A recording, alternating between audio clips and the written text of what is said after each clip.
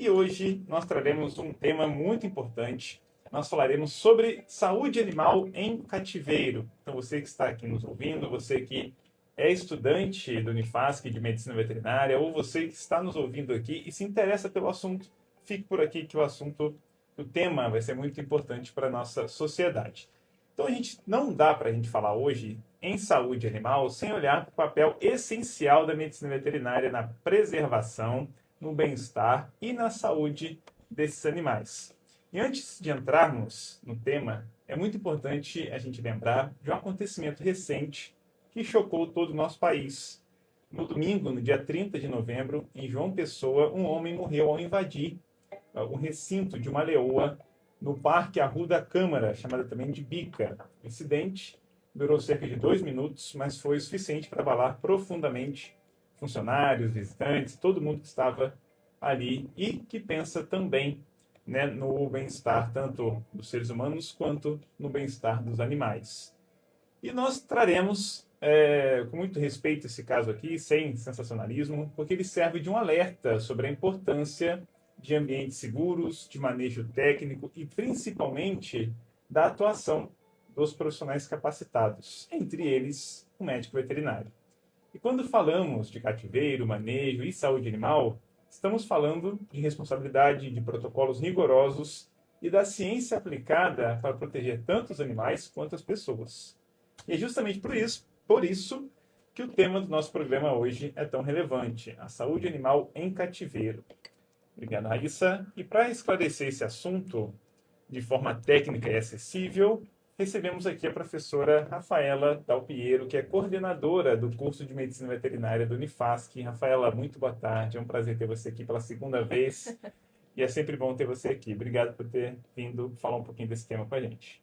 Muito obrigada, William. Obrigada pelo convite novamente. É um prazer estar aqui falando um pouquinho com vocês e esclarecer algumas questões sobre os animais em cativeiro, sobre a saúde desses animais, né, quais são as melhores formas da gente cuidar e evitar novos acidentes e novos problemas que podem estar acontecendo. Muito bom. Rafaela, nem todo mundo teve assim, o privilégio que nós do Unifasc e os alunos de te conhecer. Então, antes da gente entrar aqui no assunto, se apresenta um pouquinho para todos que estão nos ouvindo aqui, só para a gente entrar no assunto de fato. Perfeito. Meu nome é Rafaela Dalpiero, sou médica veterinária. Sou médica veterinária atendendo toda a região domiciliar, já tem 16 anos na região que eu estou trabalhando, né? Tenho algumas especializações, estou dentro da Unifasc também, junto com os alunos, ajudando ali na coordenação. E é um prazer, né, ser convidado novamente. Muito bom. Vou chamar aqui no nosso social media. Tiago, tem promoção rolando. Todo o programa eu sei que a gente tem uma promoção lá para falar sobre o assunto em si, atrelando a nossa rede social, que fala aqui para o pessoal que quer, além de nos ouvir, nos ver também, por favor. Muito boa tarde, William, todos os nossos ouvintes. Tá rolando sim a promoção lá no nosso Instagram, que é o fasc.pinda, tá? A nossa última publicação, você vai entrar lá para participar, você vai fazer um comentário sobre a importância dos cuidados com animais em cativeiro, tá? Fazendo esse comentário, você convida seus amigos, seus familiares para curtirem. O comentário que é mais curtida, ao final do programa, vai levar um kit com copo do Unifasc, caneta, chocolate e livro. Opa, muito bom. Então, às 13 horas, a Milena, que está aqui do meu lado, vai dizer qual foi o comentário com mais curtidas. E se for você, você ganha um kit especial do Unifasc. Então, muito bem. Rafaela, entrando aqui no assunto, quando a gente fala de cativeiro, sempre tem aquela noção de limitação, né, de negativa. Mas aí eu queria entender, pela visão da medicina veterinária, o que é um cativeiro e por que é importante e fundamental a gente saber o que é um cativeiro em si. Na verdade, assim, o cativeiro em si é o local onde nós vamos manter esse animal, né? Então, assim, seja ele, vamos supor, um zoológico ou um recinto domiciliar ou um recinto dentro de um CETAS, que é um centro de programas onde a gente faz reabilitação animal. E esse recinto, né, esse cativeiro, ele deve ser um local de forma apropriada para esse animal, ou seja, ter o tamanho adequado, ter a forma correta de alimentação, tudo isso para evitar estresse, evitar com que esse animal se sinta mal e não tenha o chamado bem-estar animal, né? Que é um dos pilares da vida do animal, o bem-estar animal. Então, o cativeiro em si seria o local onde ele vai se manter né? E vai ser cuidado e afins, né? Quando nós estamos falando, por exemplo, de zoológico, né? Que eu acho que é um dos focos maiores, né? O recinto, ele é um local onde esse animal vai ficar, vai ser alimentado, vai descansar, né? E esse local é o mais parecido possível para o seu local de origem, né? Porque a grande maioria dos animais que nós falamos, nós temos os animais que são da fauna brasileira, né? E a gente tem os animais que são da fauna exterior. Por exemplo, o leão não é do Brasil, né? Então, esse animal, ele veio para cá. Muitas vezes, uma dica para quem não sabe, que os animais de zoológico, eles não foram animais que foram capturados para ir para dentro do zoológico, tá? Geralmente, né, muitos desses animais, eles foram resgatados de circos, resgatados de criadouros clandestinos, resgatados de maus tratos e foram para o zoológico para serem cuidados. Como eles, a grande maioria, já foi criado fora do seu habitat natural, eles não têm condição nenhuma de retornar para o seu habitat natural. Isso é né? interessante de falar. Muito importante, por quê? Porque não adianta eu chegar no zoológico e querer que todos tenham liberdade, sendo que esse animal não tem condição de voltar para o seu habitat natural. Né? É claro que hoje em dia os próprios animais que estão dentro dos zoológicos, eles se reproduzem e o animal só se reproduz se ele está em bem-estar, tá? Então nenhum animal vai se reproduzir se o local está tendo sofrimento, tá? Então, ou seja, se nasceu um leão dentro do zoológico de São Paulo, gente, quer dizer que realmente ele tem uma estrutura e tem um cuidado que é capaz dele participar da reprodução e assim continuar proliferando a sua espécie. Muito bom, porque assim, eu tive acesso a um estudo que mostrou aves e aí comparou o nível de estresse entre 3 tipos de aves, né? O nível de estresse foi monitorado pelo cortisol no sangue. Que é o hormônio do... Me corrija se eu estiver errado, tá? Que é o hormônio do estresse. Isso. Exato. Aí pegaram aves na natureza, pegaram aves em cativeiro, no sentido talvez pejorativo da palavra, que foram capturados, e pegou aquele doméstico. Sim. Cuidado pela vovó. E o que tinha menor nível de cortisol era o cuidado pela vovó. O que tinha maior nível estava em natureza.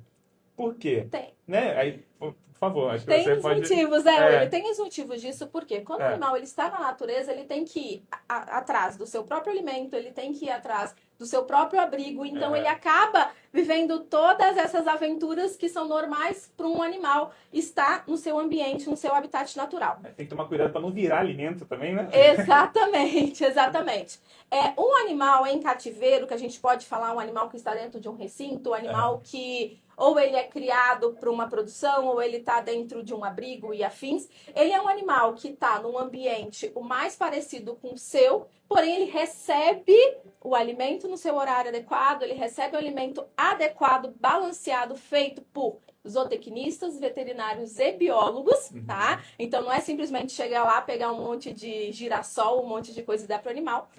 E um animal que é 100% domesticado, né, a gente precisa ter muito cuidado, por quê? Porque a grande maioria deles, apesar de a vovó cuidar muito bem e tudo mais, eles têm deficiências nutricionais e tudo mais pela alimentação errada, tá?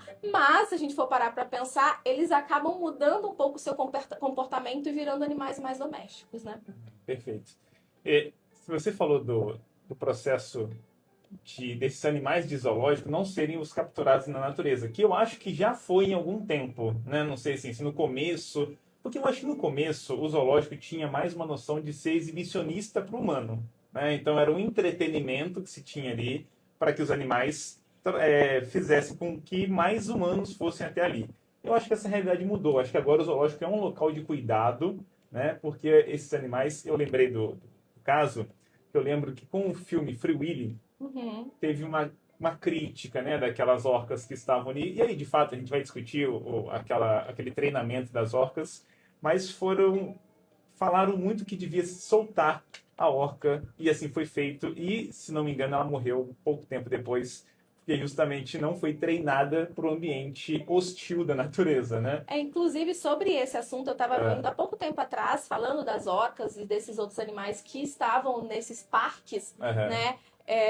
Que muitos foram fechados e muitos estão fechados e os animais continuam lá dentro porque não tem para onde levar esses animais.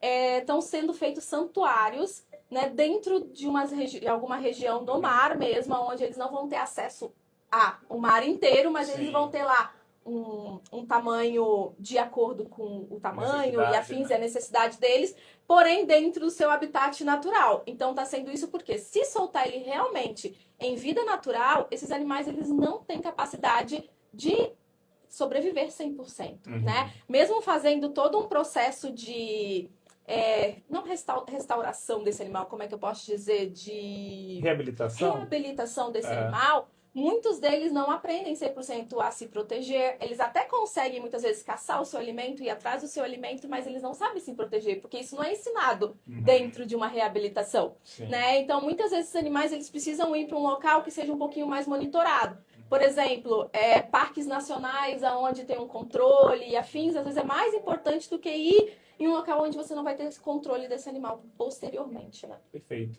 E quando a gente fala de animal doméstico, porque eu posso pensar no meu cachorro. Meu cachorro está, né, nessa área sem liberdade, né? Ele está em cativeiro, estando na minha casa.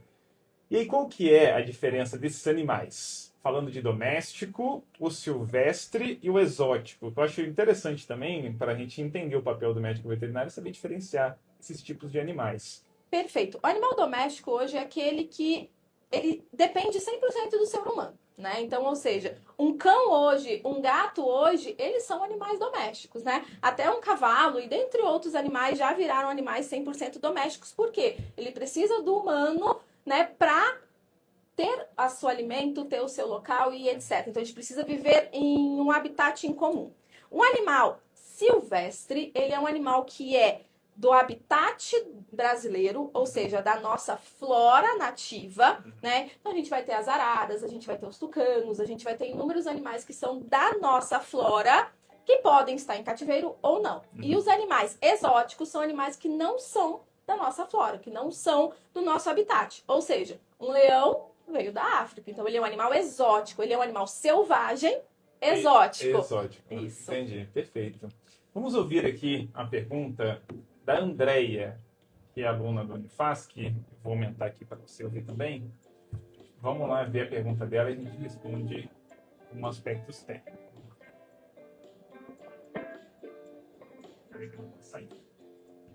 Não, eu errei aqui, né?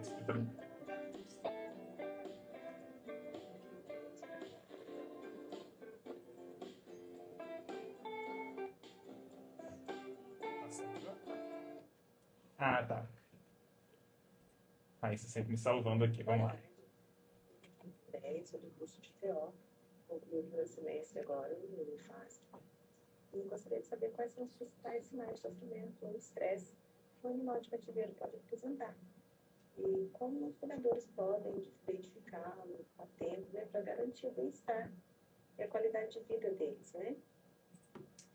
Muito bom. Então, pergunta da Andréia, que é aluna do curso de TO, sobre como identificar sinais de estresse, né, maus tratos, como que o médico veterinário pode atuar nessa percepção. Por favor, Fela. Perfeito. Na verdade, a gente foca muito na questão comportamental, né? Na questão comportamental, primeiro a gente vai ter as estereotipias, ou seja, o animal começa a ter comportamentos involuntários ou comportamentos que não são normais dele. Andar em círculos, andar de um lado para o outro, ficar fazendo movimentos de cabeça, cavando e afins. Além também dos vícios, né? Então, o animal pode estar lambendo pata, ele pode estar correndo atrás do rabo, se automutilando. Tudo isso são sinais de que esse animal, ele está passando pelo momento de estresse e ele está necessitando ali de uma mudança, principalmente uma mudança ambiental, né? Claro que também a gente tem a outra parte, sem ser a parte comportamental, que a gente vai ver um animal apático, um animal magro, né? Dependendo da questão da alimentação e da questão realmente de doenças que podem estar acontecendo. Então, a gente tem que ver tanto a parte emocional, né? Psíquica, como a parte física e como a parte também que a gente pode dizer cognitiva, que é estímulo desses animais também. Por quê? Não é porque ele está em cativeiro que ele não deve ser estimulado. Então, estimulado à caça, estimulado à brincadeira, estimulado a correr e tudo mais. Que é algo que a gente tem até nos animais domésticos, não? Exatamente. Por que eu estou dizendo isso, né? Porque quando eu fui ter minha cachorrinha, eu tenho uma Border Collie. E é extremamente ativa, né? Muita energia. E aí eu fui estudar um pouco na questão comportamental. E aí, o que se instruía? A você ter momentos com o seu cachorro para ele ser cachorro. Exatamente. Então, ele vai ter que cheirar, ele vai ter que correr, no caso do Border Collie, até pastorear, ele vai ter que fazer coisas que o definem como cachorro. Então, a que ponto, agora trazendo mais uma visão técnica do doméstico, Sim, até que ponto essa percepção de entender o cachorro como um filho humano pode parecer que está fazendo bem, mas de fato está sendo sim, prejudicial, né, para o cachorro? perfeito. A humanização dos pets, né, principalmente dos pets domésticos, a gente fala hoje principalmente dos cães, né, mas também tem gatos, né, que é aquele caso de você ter um animal que não anda na rua, um animal que anda de carrinho, um animal que usa roupinha, Sapatinho, né? sapatinho e afins, gente. Isso tudo é muito prejudicial para a questão emocional e cognitiva desse animal, principalmente, tá? Vão ser animais extremamente ansiosos, vão ser animais que vão ter um nível aí de cortisol aumentado, vão ser animais que, apesar de parecer ser extremamente bem cuidados, eles estão tendo alguns tipos de deficiência, tá? Então, são animais que para o futuro vão ter alterações aí emocionais muito graves, né? Que a gente tem que tomar um pouco de cuidado. Então, a gente tem que saber até onde que a gente vai humanizar um animal ou até onde a gente tem que deixar esse animal ser a raça dele, ser a espécie dele, porque a gente também, além do animal doméstico, a gente tem a diferença, né, não só da espécie, mas como de raça. Então, a gente sabe que um Border Collie é um animal extremamente energético, que precisa gastar energia. Eu sei, por exemplo, que um Lulu da Pomerânia, um Spitz alemão, ele não necessita desse mesmo trabalho, Estímulo, né? desse mesmo estímulo. Mas o que eu vou fazer para esse animal realmente gastar energia, se tornar animal, criar imunidade e se tornar um animal saudável e feliz? Exatamente. Porque agora a gente fala para os alunos que estão no Unifasc estudando, ou outros alunos que nos escutam aqui agora.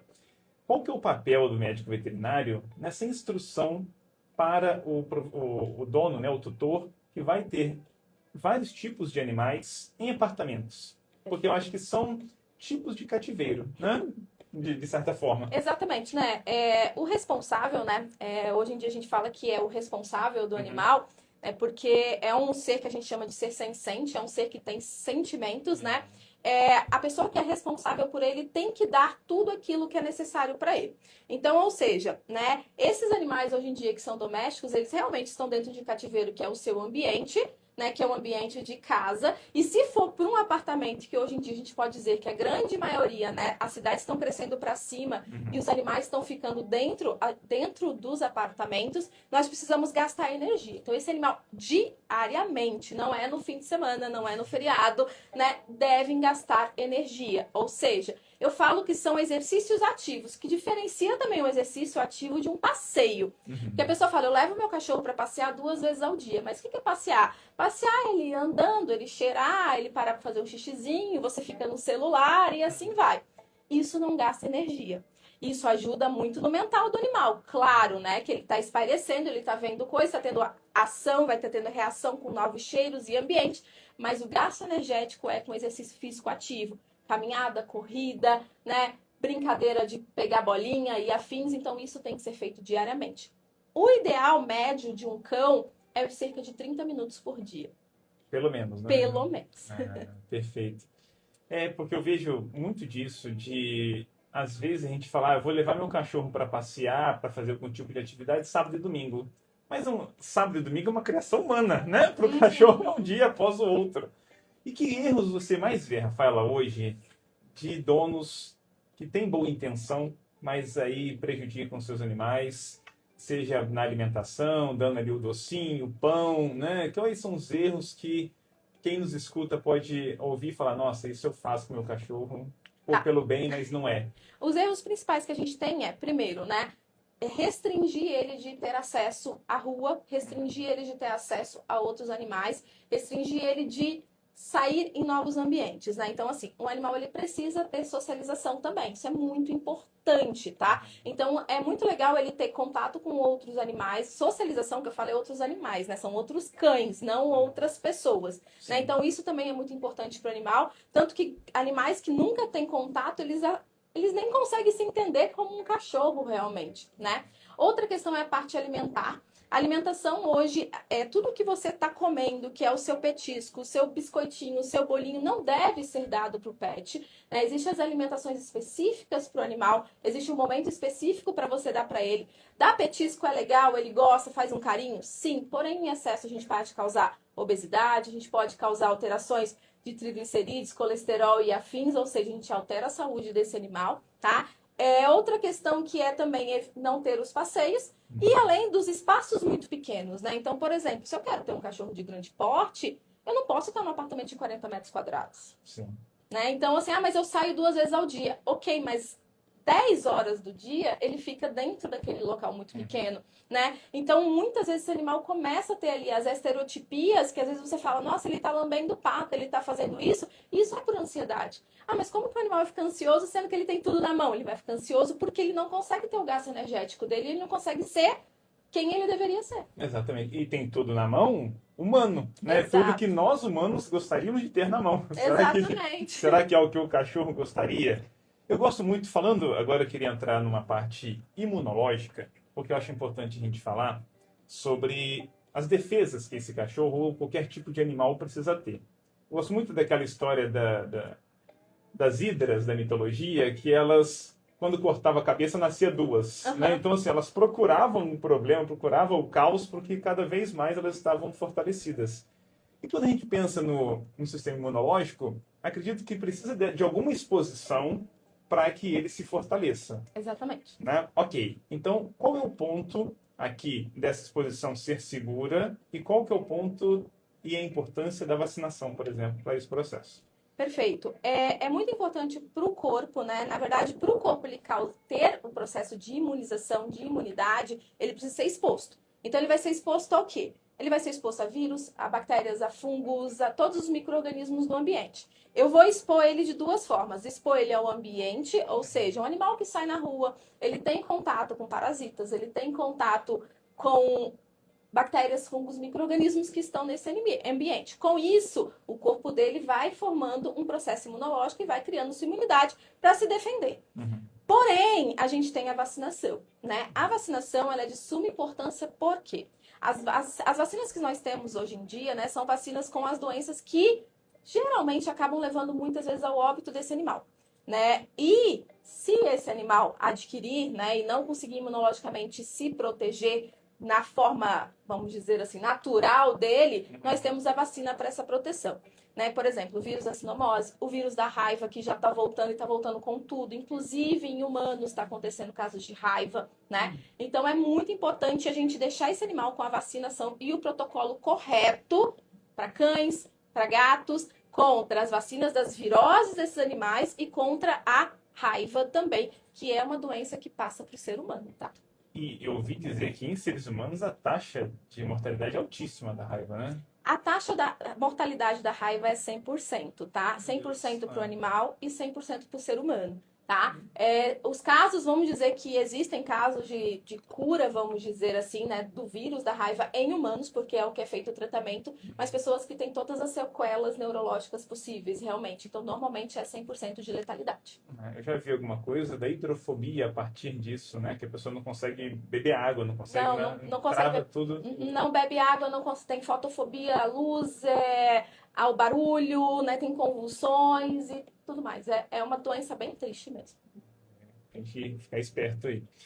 Muito bom falar sobre isso. E, Rafael, eu queria que você trouxesse aqui um pouquinho também, agora falando do mercado, tá? Do médico veterinário. Muitas pessoas que estão nos ouvindo têm a intenção de fazer medicina veterinária e pensam em começar, mas será que gostar do bichinho, gostar do cachorrinho basta, né? Será que gostar ali dos pets é algo que leve a pessoa talvez ao curso, mas depois ela vai precisar ter uma maturidade maior sobre a importância do médico veterinário?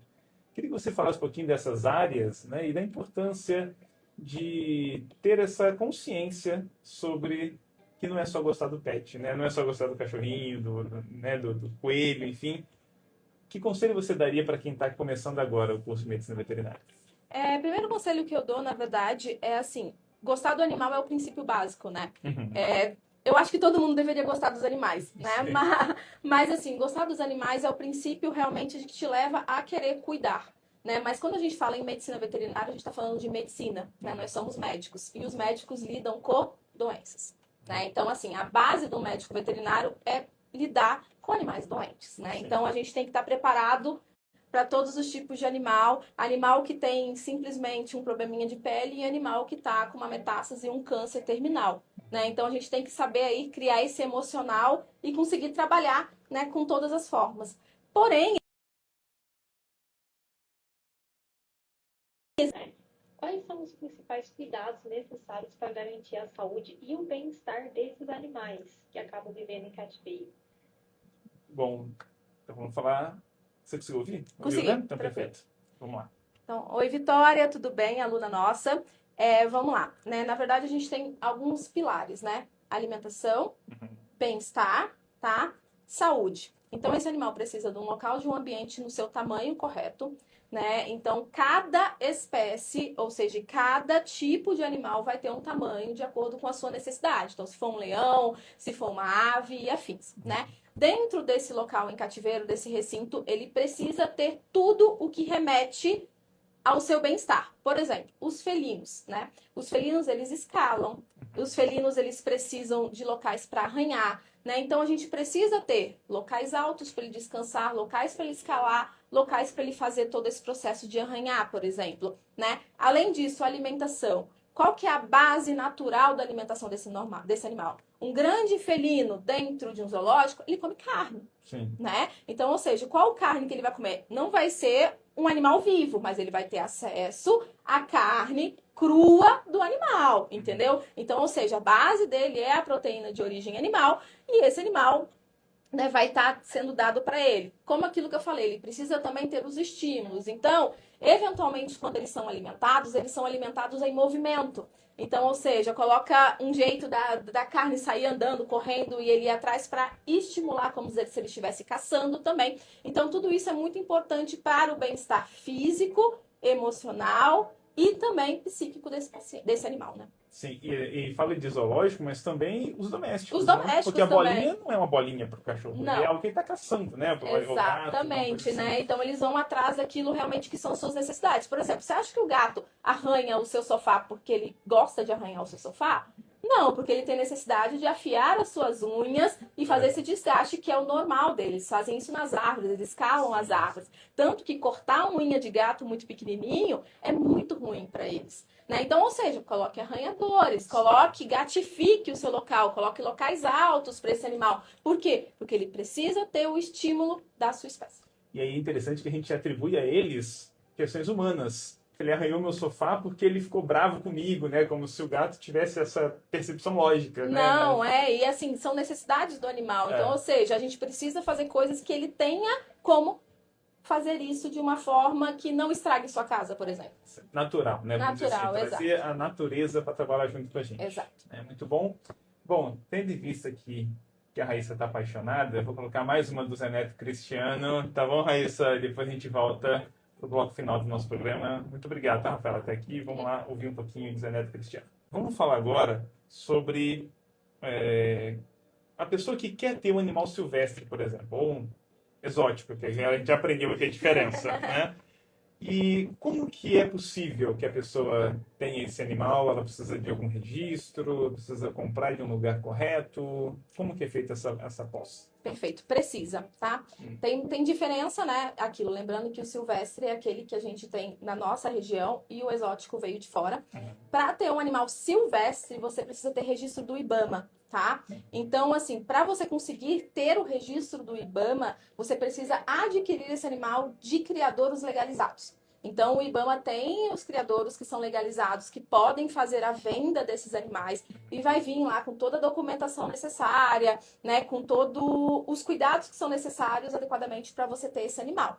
Os exóticos, né, eles não têm tanta essa necessidade aí do tecido do IBAMA, porém, só deve ser adquirido também de criadouros legalizados. Então, ou seja, comprar ali no pet shop da esquina aquela tartaruguinha, sabe? Né? A gente sabe até que o pessoal compra muito tartaruga para colocar em criança embaixo da cama por causa de asma. Então, isso é proibido, tá, gente? Crime, tá? É crime ambiental. Então, ou seja, se for denunciado, eles podem vir apreender o seu animal e te dar uma multa, tá? Nossa, mas eu tenho essa tartaruga, sei lá, 40, 50 anos.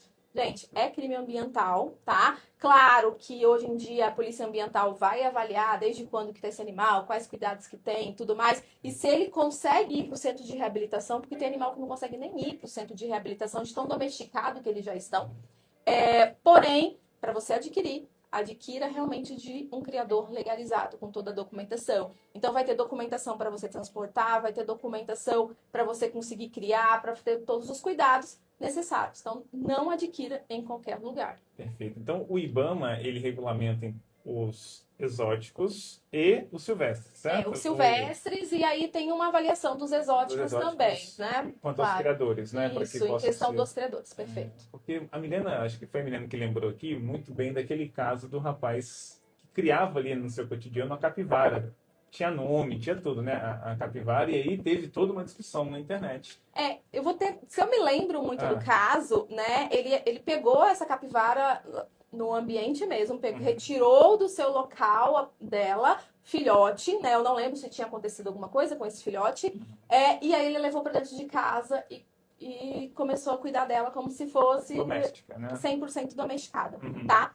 Isso não é legalizado por lei, isso é proibido por lei, tá? Existem grande risco, tanto podia ser para ele como para ela, de doenças que a gente realmente não sabe se esse animal pode estar passando ou não, porque esse animal estava dentro do seu habitat natural, tá? E depois ele foi retornando para o seu habitat natural sem nenhum tipo de reabilitação também, então causando um mal para esse animal também, né? Então, assim, muito cuidado em ir na área nativa ou ir no habitat desse animal, retirar esse animal, é um filhotinho e afins.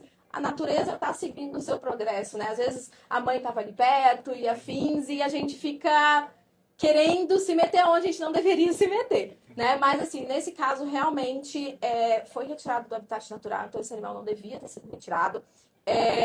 A capivara é um animal que, hoje em dia, ela está dentro dos centros urbanos, né? Infelizmente, não é o ambiente dela, né? E a gente tem várias doenças associadas que podem estar causadas, não porque a capivara transmite, tá, gente? Mas ela pode ser portadora ou adquirir, se em contato com o humano, a gente pode adquirir também.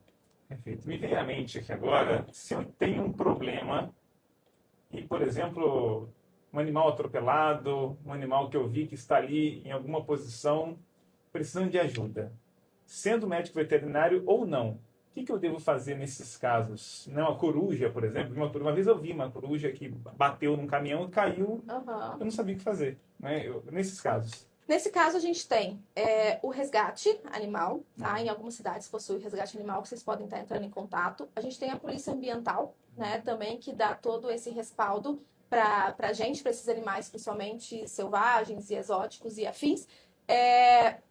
Mas se for um animal doméstico, em que, por exemplo, você sem querer atropelou ou aconteceu alguma coisa, você precisa prestar os primeiros socorros e levar para um médico veterinário, né?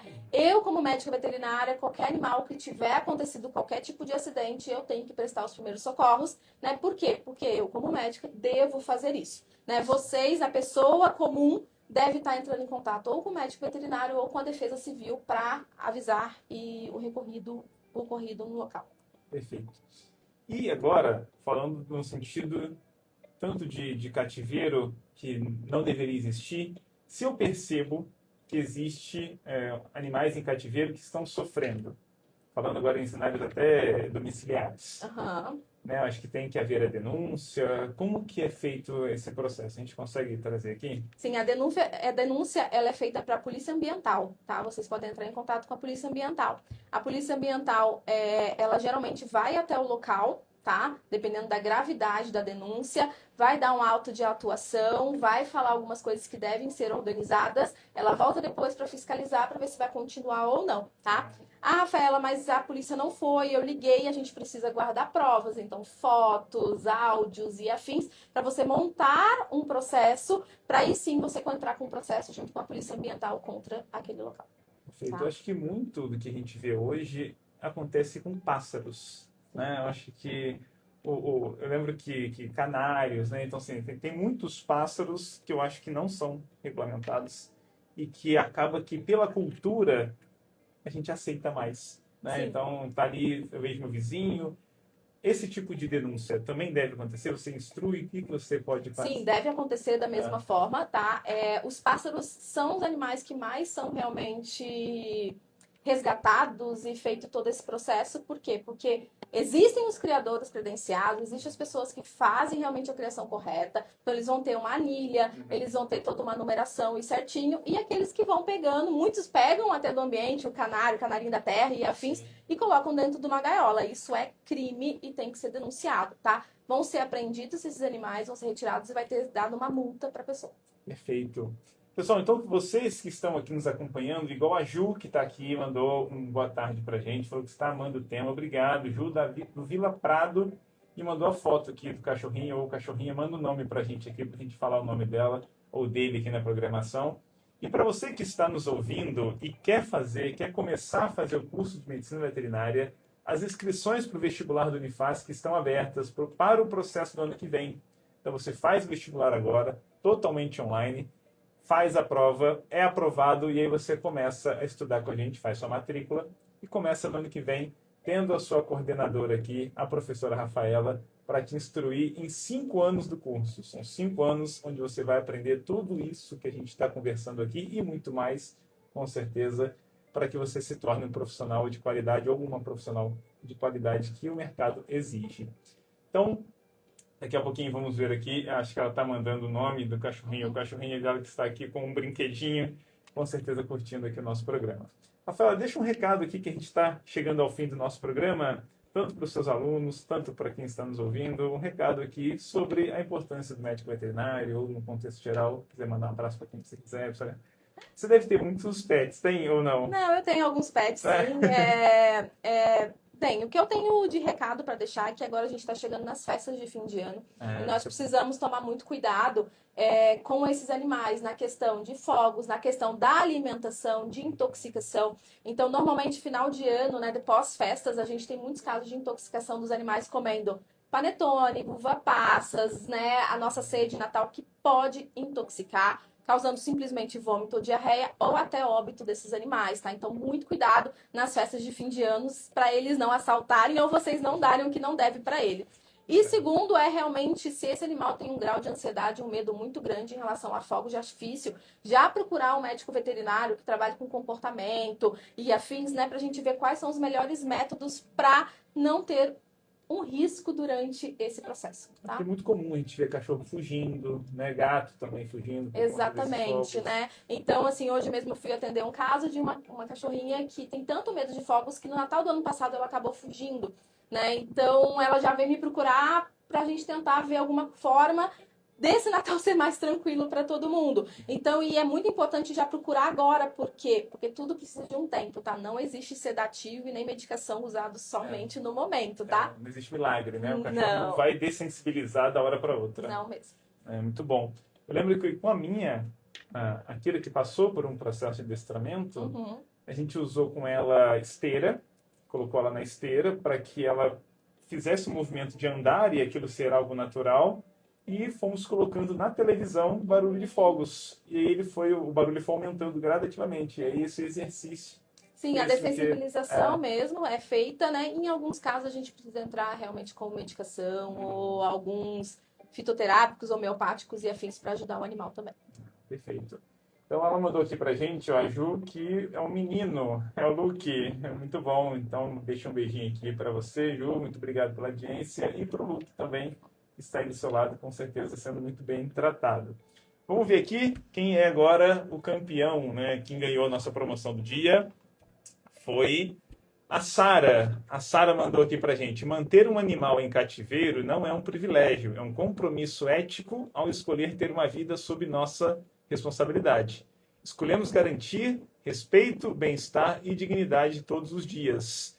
Seja Sara, é o @, dela. Sara, parabéns, você ganhou aqui a promoção do dia, trazendo a frase sobre cuidados animais. E o comentário dela tem 62 curtidas, né? Muito bem curtido. Muito obrigado, Sara. Queria que você comentasse um pouquinho dessa, para fechar, tá, Rafaela, dessa percepção de responsabilidade, que às vezes os pais têm também um caráter de dar como presente um animal.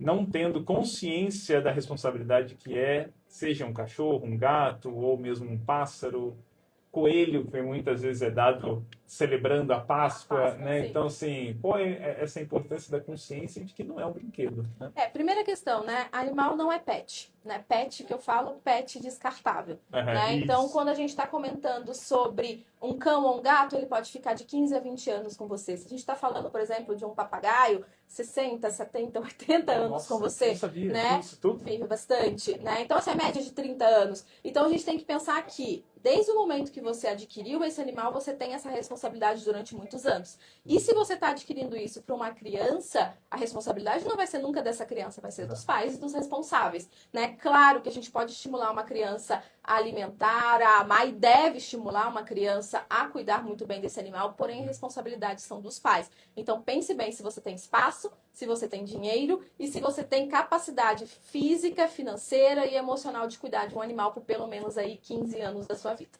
Perfeito. Rafaela, muito obrigado, tá bom? Por trazer toda a sua bagagem, seu conhecimento, trazer aqui o que faz com que a gente tenha mais consciência sobre o assunto, sobre a saúde animal, sobre o bem-estar. Com certeza foi muito bom para quem nos ouviu, tantos alunos que podem, gente, inclusive fazer um relatório desse programa. E com esse relatório, vocês ganharão 5 horas complementares, tá bom? Não deixem para o final do curso, que isso pega, vocês depois vão querer fazer coisas de última hora e é sempre prejudicial para vocês. Então aproveitem esses momentos que a gente traz aqui consciência e vocês levam também o que é necessário para a formação de vocês. Então, muito obrigado a todos que nos acompanharam até aqui. A gente encerra mais um Hora Unifasc aqui na 107.1 e a gente fica por aqui até a semana que vem, a terça-feira, ao meio-dia, estaremos aqui novamente com mais um assunto relevante para você e para toda a sociedade. Pessoal, então, muito obrigado e até semana que vem. Fiquem com Deus.